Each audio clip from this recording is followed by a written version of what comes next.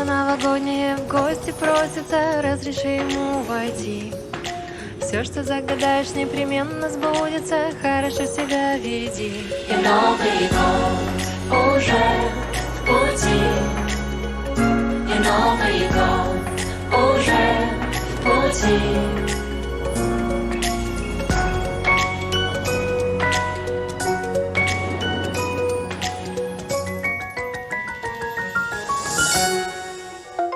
Маруся, а кто там звонит? Дедушка Мороз на видеосвязи с нами Ляйсан. Здравствуй, дружочек.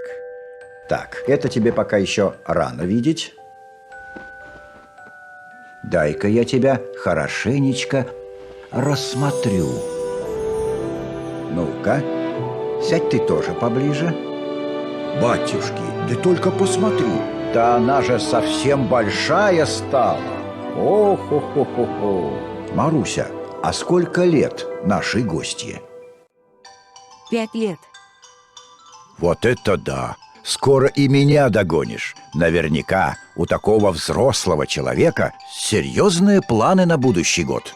А ты уже знаешь, что загадать в новогоднюю ночь? Я все ваши желания запоминаю.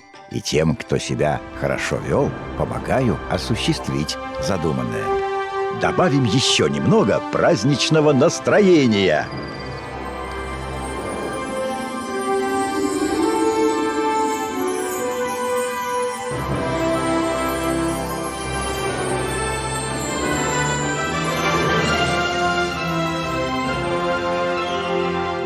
Я наблюдал за тобой целый год, и я знаю, ты любишь рисовать. Это замечательно. У тебя отлично получается. Я надеюсь, ты для меня нарисуешь новогоднюю открытку. Ух, сколько же писем и сообщений! Обязательно отвечу на все. Но когда мы с тобой договорим? У меня есть одно важное сообщение и для тебя. Я желаю тебе в этом году слушаться родителей, ведь они дают тебе советы, которые очень пригодятся в жизни. Ой, нужно поторопиться. Попробуем иначе. Остался последний штрих. Давай вместе попросим Марусю зажечь елочку. Ты же знаешь, что нужно сказать? Маруся, елочку зажги, а теперь вместе. Маруся, елочку зажги! Готово? О-хо-хо-хо! Хай-тек! Технологии.